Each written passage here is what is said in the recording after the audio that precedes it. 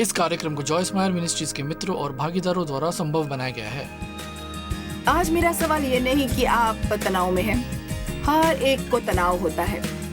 मेरा सवाल ये है कि क्या आप अपने जीवन में तनाव का समाधान कर रहे हैं? जब ये अत्यधिक हो जाता है तो आप अपने जीवन में से कुछ बातों को काट देते हैं।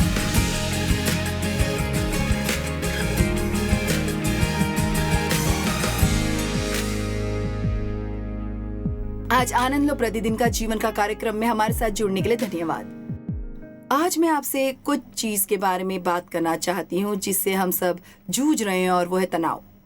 आपको पता है, संभालने के लिए हमारे शरीर में सामान्य मात्रा में तनाव बनता है, लेकिन जब ये अत्यधिक हो जाता है तो इसकी वजह से हमें परेशानियां होती हैं, और जिस तरह से होना चाहिए उससे तेजी से ये हमें बूढ़ा बना सकता है।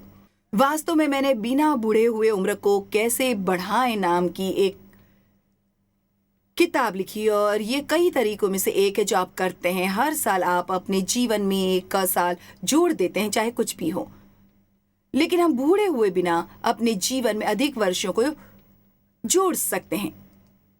जितना आप खुद का ध्यान रखेंगे आप में, उतनी ही बेहतर चीजें महसूस होंगी। वो वैसा कहते हैं कि तनाव या अत्यधिक तनाव 70 से 80% सभी बीमारियों का कारण है। वे कहते हैं कि सभी बीमारियों, हालांकि बीमारी सत्य है, लेकिन इसका मूल कारण तनाव से शुरू होता है। सभी चीजों में विश्राम की आवश्यकता है, लेकिन यह ऐसा नहीं कहता कि आपको सिर्फ आराम करने की जरूरत है, बल्कि आपको अपने प्राण को भी विश्राम देना चाहिए। हमें अंदर से विश्राम करना चाहिए। हमारे मन को आराम की जरूरत है। अगर आप हर समय चिंतित रहेंगे और आप पर हर समय परेशानी रहेगी तो ये अपने आप में आपको थका देगा। निश्चित ही यदि आप बूढ़े हुए बिना अपनी उम्र बढ़ाना चाहते हैं तो इसका सीधा संबंध आपकी सोच से। ऐसा सोचते मत रहिए कि मैं बूढ़ा हूँ, या ये करने के लिए मैं बहुत ही बूढ़ा हो गया हूँ। मैं ये कहने से दूर रहती हूँ कि ऐसा करने के लिए मैं बूढ़ी हूँ। बस ये कहती हूँ कि ऐसा करना मेरे लिए कभी बुद्धिमानी नहीं होगा। कुछ चीजें हैं जिन्हें अब मैं नहीं कर सकती जिसे मैंने कभी किया था, बल्कि मैं ऐसा कहती हूँ कि इसे कभी ना कहना मेरे लिए बुद्धिमानी होगी। हम मुसीबत में तब पड़ते हैं जब हम जोर देते हैं और जोर देते हैं और जोर देते हैं और ऐसे काम करते हैं जिन्हें करने के लिए परमेश्वर हमें अनुग्रह नहीं दे रहे हैं। और इसका मतलब है कि हम उनकी आज्ञाओं को मानते हैं। हम पवित्र आत्मा के मार्गदर्शन और अगुवाई का अनुसरण करते हैं। यीशु को ऊंचा उठाने का मतलब यह नहीं है कि हम हर दिन एक छोटी प्रार्थना करने लगे, पर ये परमेश्वर को प्रथम स्थान देना नहीं है। इसका मतलब है उनके मार्गदर्शन का अनुसरण करना और वही करना जो वो हमें सारे दिन और प्रतिदिन करने के लिए कहते हैं। और यदि हम ऐसा करें तो आपको पता है क्या होगा? एक उत्तम जीवन जीने के लिए हमारे पास पर्याप्त ऊर्जा रहेगी। हर समय हम अच्छा महसूस करेंगे। यानी हमारे कई दिन ऐसे होते हैं जहां हम अच्छा महसूस नहीं करते, हम थक जाते, लेकिन हम अच्छा और स्वस्थ महसूस करेंगे। ये सब ऐसी चीजें हैं जिन्हें हम परमेश्वर के अनुग्रह के बिना करते हैं, जिससे हमारे जीवन में बहुत सा तनाव बना रहता है। यदि कोई आपसे उनके लिए कुछ करने के लिए कहे और आप अपने अंदर जानते हैं कि इससे आप पर बहुत दबाव पड़ेगा और इसे करना आपके लिए बुद्धिमानी नहीं होगी, तब भी अगर आप हाँ कहते हैं और आप इसे करने के लिए आगे बढ़ते हैं तो आप इसे परमेश्वर की मदद के बिना करेंगे, और इसकी वजह से आपके जीवन में बहुत तनाव आएगा। मसीह बनने का मतलब ये नहीं कि आप सप्ताह में एक दिन चर्च जाएं। इसका मतलब है कि आप परमेश्वर का अनुसरण करें, आप उनका वचन सीखें, आप उनके वचन का अध्ययन करें और वचन का पालन करें। लेकिन आपके अंदर भी पवित्र आत्मा रहते हैं। विश्वास करें या ना करें, बाइबल आपके जीवन में उन सभी बातों से नहीं निपटती जो आपके जीवन में आती हैं। कहो हाँ और कहो ना, लेकिन ये आपको पवित्र आत्मा की अगुवाई और आवाज सुनने के लिए जरूरत महसूस करवाती है। जब यीशु का स्वर्गारोहण हुआ था तब उन्होंने अपनी आत्मा को, परमेश्वर की आत्मा को भेजा था हमारे अंदर रहने के लिए और अपने कार्य में हमारा मार्गदर्शन करने के लिए, हमारी मदद करने के लिए, ताकि हमें पवित्र आत्मा के संकेतों का पालन करने को मिले। क्या आप पवित्र आत्मा से संकेत पाने का मतलब जानते हैं? ये एक छोटा सा है। जब माता पिता अपने बच्चों को कुछ ऐसा करते हुए देखते जो उन्हें नहीं करना चाहिए, पर उस बच्चे को पता नहीं चलता। पवित्र आत्मा ऐसी ही है, हमें थोड़ा सा जानना चाहिए, लेकिन आप इसे अंदर महसूस करते हैं। एक तरह से आप जानते हैं कि संकेत पाना क्या है। देखिए, मेरे स्टूडियो में एक घड़ी है जो मुझे ये संकेत देती है कि मैं कितनी देर से बात कर रही हूँ, और मैं जान जाती हूँ कि मुझे इतने मिनट ही बात करना है, और यदि मैं चाहूँ तो इससे ज़्यादा बोल सकती हूँ, लेकिन मैं ऐसा करती हूँ तो मैं एक गड़बड़ी पैदा करूँगी। इससे सारा काम जो हमने तय किया है वो बेकार हो जाएगा, या मेरे कारण किसी को बहुत सारी एडिटिंग करने के लिए अतिरिक्त काम करना पड़ेगा। इसलिए मैं उन संकेतों का पालन करती हूँ, और इससे मेरे जीवन में सारी चीज़ें अच्छे से होती हैं। परमेश्वर भी हमें पवित्र आत्मा के द्वारा संकेत देते हैं, हमें कब हाँ कहना है और कब ना कहना है। मूल रूप से तनाव एक इंजीनियरिंग परिभाषा थी। अब इमारत ढहने की बजाय लोग ढह रहे हैं। तब आपको मानसिक तनाव, शारीरिक तनाव, भावनात्मक तनाव हो सकता है। हम थोड़ा बहुत तनाव संभाल सकते हैं, जैसा कि हमने कहा, लेकिन जब तनाव अत्यधिक हो जाता है तभी ये एक परेशानी बन जाता है। परेशान होने से आपके शरीर पर तनाव पड़ता है, चिंता करने से आपके शरीर पर तनाव पड़ता है, गुस्सा होने और अक्षमा से भरे होने से आपके शरीर पर तनाव पड़ता है। लेकिन क्या आप जानते हैं, लूका 10:19 हमें बताता है कि परमेश्वर ने हमें अधिकार दिया है। दूसरे शब्दों में, परमेश्वर ने हम में से हर एक जन को, आपको, मुझको, हम में से हर एक को शक्ति, ऊर्जा, सामर्थ और क्षमता देते हैं वैसा करने के लिए जो वो हमसे करवाना चाहते हैं। लेकिन परमेश्वर हमें वो करने के लिए शक्ति, सामर्थ और क्षमता नहीं देंगे जो वो हमसे करवाना नहीं चाहते। लेकिन अगर आप जीवन में परमेश्वर से सहमति मिले बिना कुछ करना चाहते हैं तो आप खुद से आगे बढ़कर वो कर सकते हैं। आप परमेश्वर की मदद के बिना नहीं कर पाएंगे।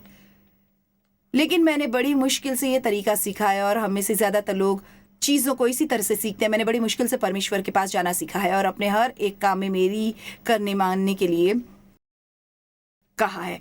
हर सामान्य तनाव के लिए बनाए गए हैं, लेकिन हम में से कोई भी अत्यधिक तनाव के लिए नहीं बनाए। देखिए, मेरे जीवन में एक ऐसा समय था जब मैं समझ नहीं पाई कि तनाव क्या है। जब मैं लगभग 20 वर्ष की थी, तब मेरे माँ का मानसिक संतुलन बिगड़ गया था और 2 साल तक बिजली के झटके देकर उनका इलाज किया गया। तब हर तरह की परेशानियां आती थी। उसके बाद वो पहले जैसी नहीं हो पाई। वो एक प्यारी महिला थी, लेकिन वो मेरे शराबी अत्याचारी पिता की वजह से अत्यधिक तनाव ने सच में उन पर बुरा प्रभाव डाला था, और इस कारण उन्हें हर तरह की स्वास्थ्य समस्या थी। मगर उनका मानसिक संतुलन बिगड़ा हुआ होने के कारण किसी ने भी मुझसे तनाव शब्द नहीं कहा। मैं अच्छा महसूस न करते हुए डॉक्टर के पास जाती थी और वे कहते थे ये बस तनाव है, और ये मुझे भी दुखी कर देता था, क्योंकि मुझे ऐसा लगता था जैसे कि वो मुझे कह रहे हो कि मैं अपने जीवन को संभाल नहीं सकती। पर आपको पता है, ये हमारे लिए बिल्कुल भी सच नहीं है। आप ये सभी संभाल सकते हैं जो परमेश्वर हमें संभालने के लिए देते हैं। लेकिन जब आप इस पर जाने की कोशिश करते हैं और अपनी मर्जी से इसे करते हैं, या इसे करना चाहते हैं, या आप लोगों को खुश कर रहे हैं और आप नहीं जानते कि किसी को ना कैसे कहना, तो ये सारी चीज़ें हमें थका देती हैं। क्या आप समय को लेकर शिकायत करते हैं? मुझे बहुत कुछ करना पड़ता है। क्या आपने कभी किसी चीज़ को ना कहने की कोशिश की है?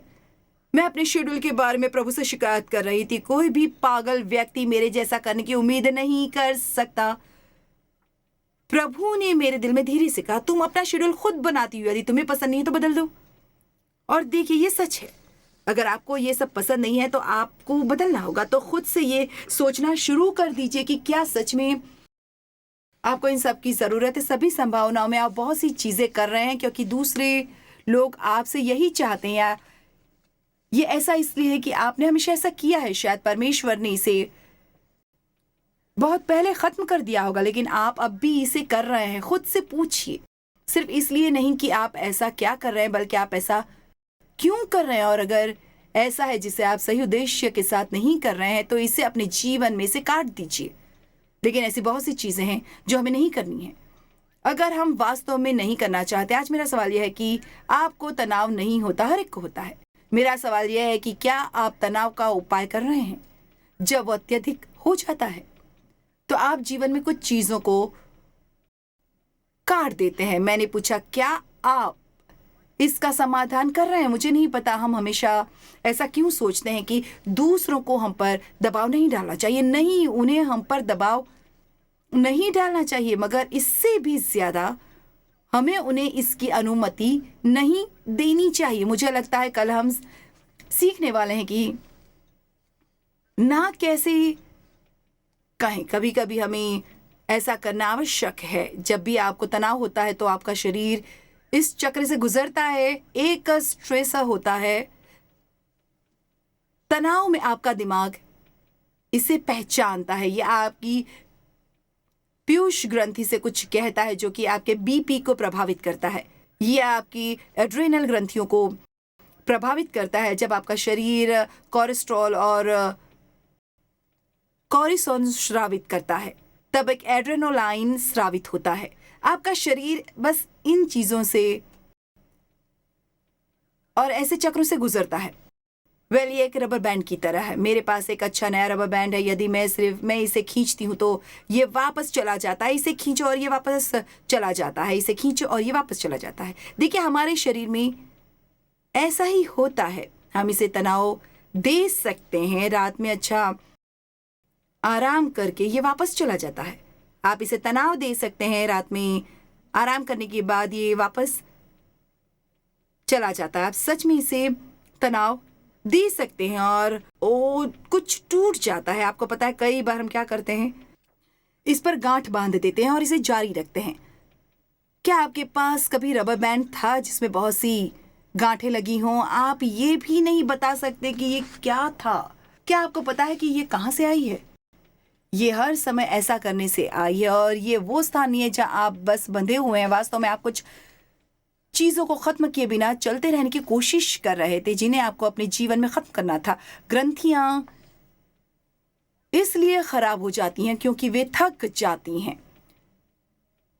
तनाव के कारण आपके शरीर में बीमारी आ जाती है। भले ही बीमारी एक सच्चाई है, लेकिन इसका मूल कारण तनाव है। शोर तनावपूर्ण होता है।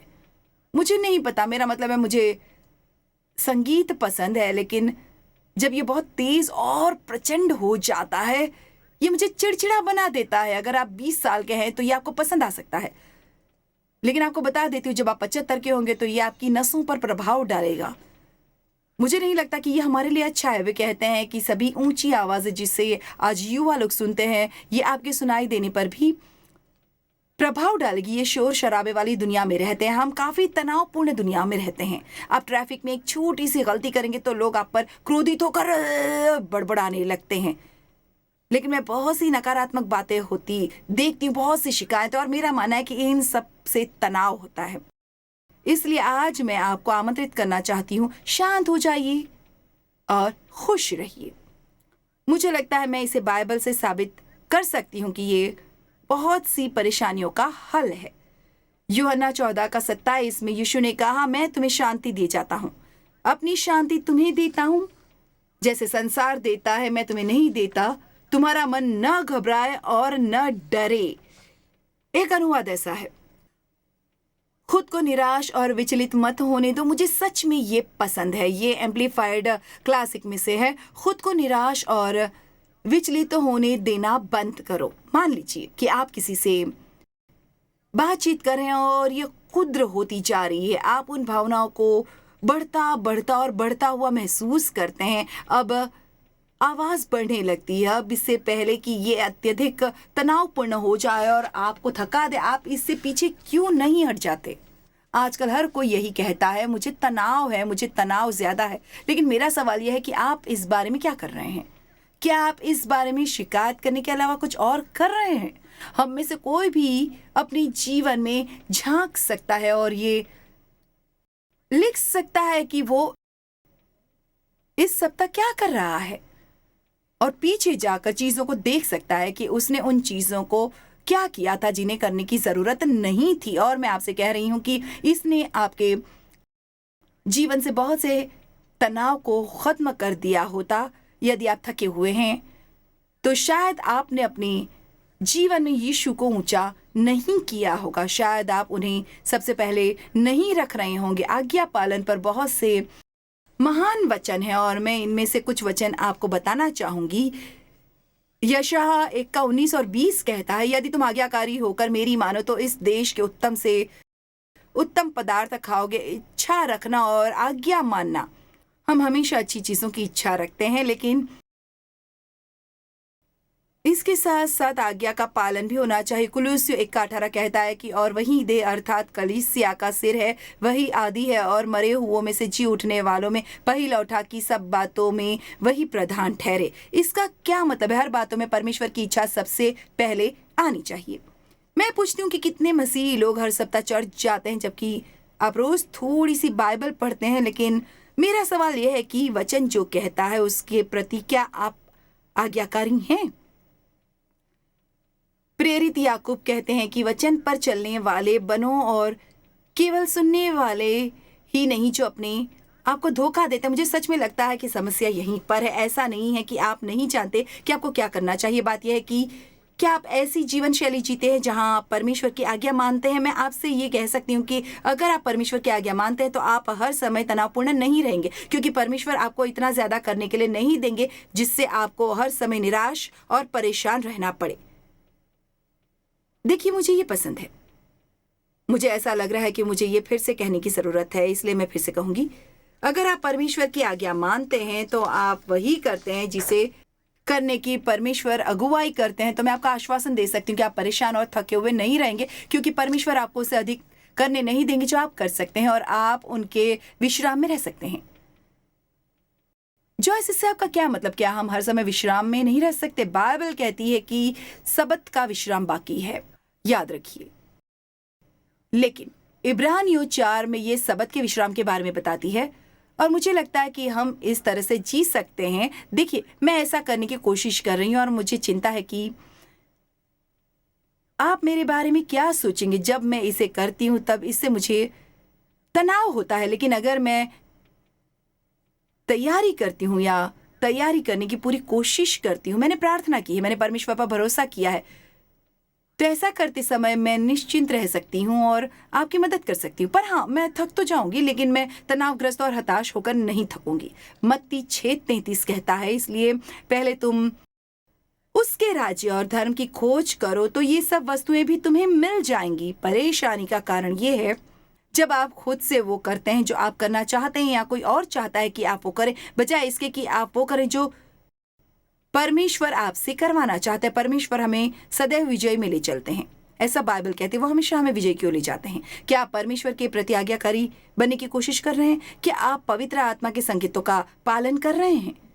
नीति वचन 3:5-7 कहता है, तू अपनी समझ का सहारा न लेना, वरन संपूर्ण मन से यहोवा पर भरोसा रखना, उसी को स्मरण करके सब काम करना, तब वो तेरे लिए सीधे मार्ग निकालेगा। क्या आप जानते हैं तरीकों में से परमेश्वर की मर्जी मानते हैं?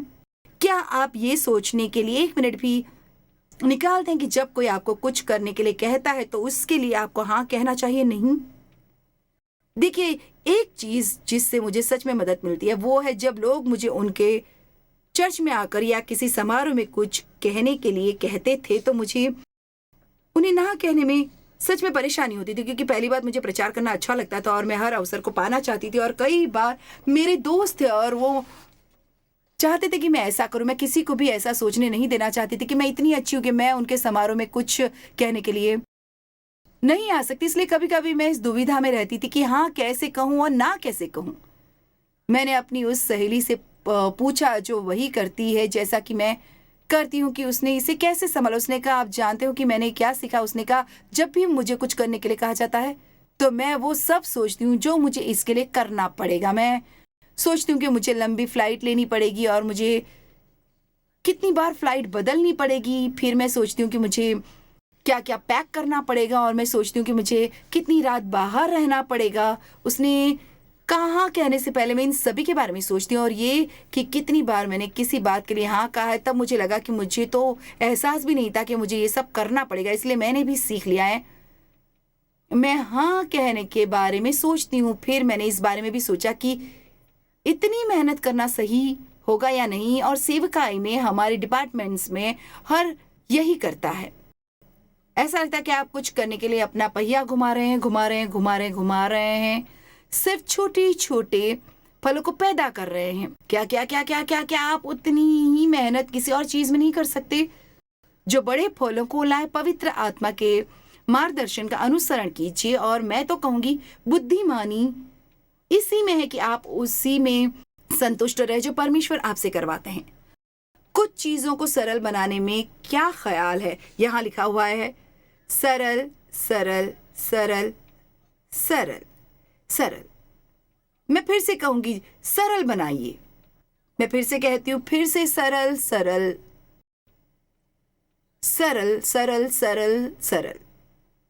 एक चीज जो आप कर सकते हैं वो ये है कि यदि आप व्यस्त हैं और आप एक चीज से दूसरी चीज की ओर जा रहे हैं, तो सीधे एक चीज से दूसरी चीज की ओर जाने के बजाय 5 मिनट का अवकाश लें। मैंने सीख लिया है कि इसे कैसे किया जाता है, और सच में इससे मदद मिलती है। कभी कभी जैसा कि कहा जाता है, मैं अपने ट्रेनर के साथ वर्कआउट करती हूँ, और जब 45 मिनट पूरे हो जाते हैं तो मैं थक जाती हूँ।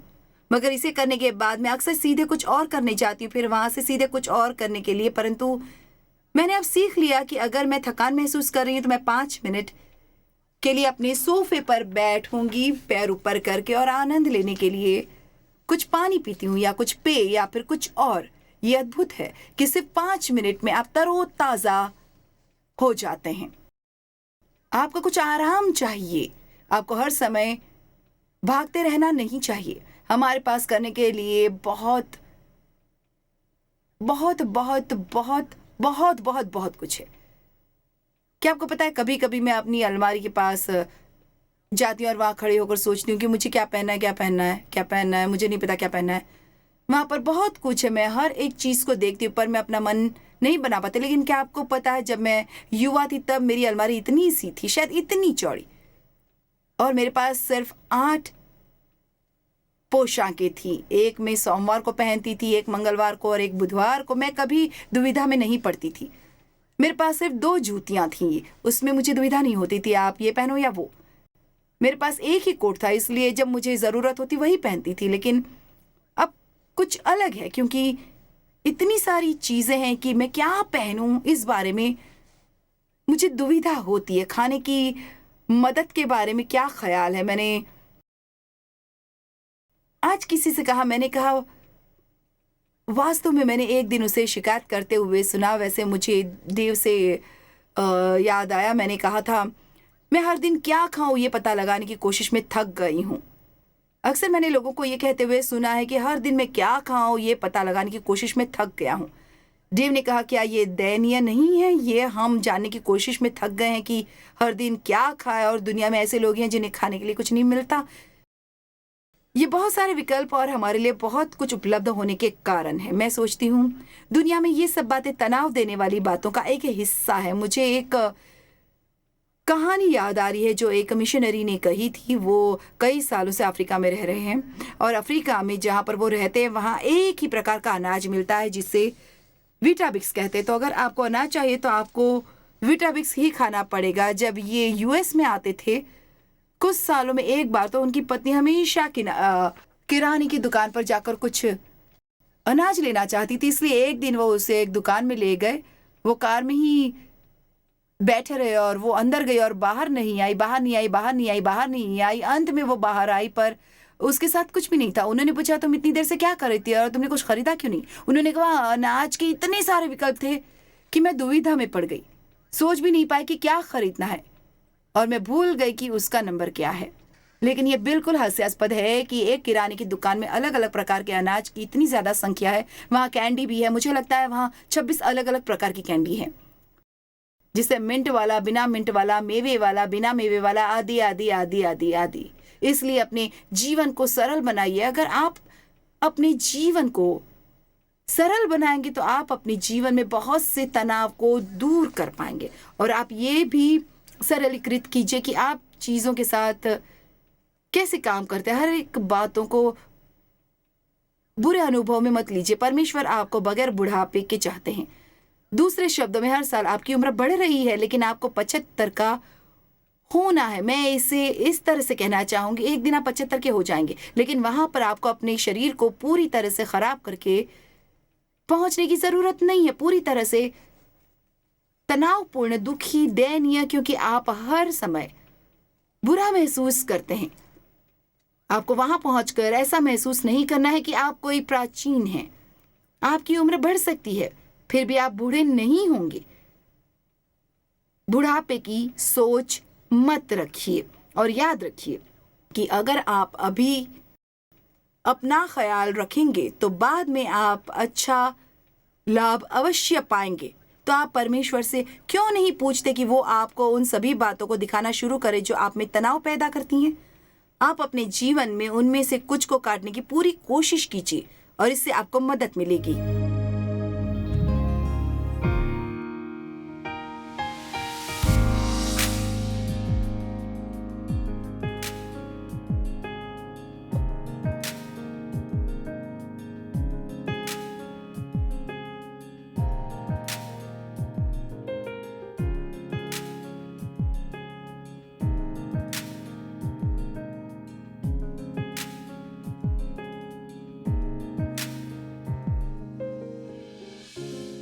इस कार्यक्रम को जॉयस मायर मिनिस्ट्रीज के मित्रों और भागीदारों द्वारा संभव बनाया गया है।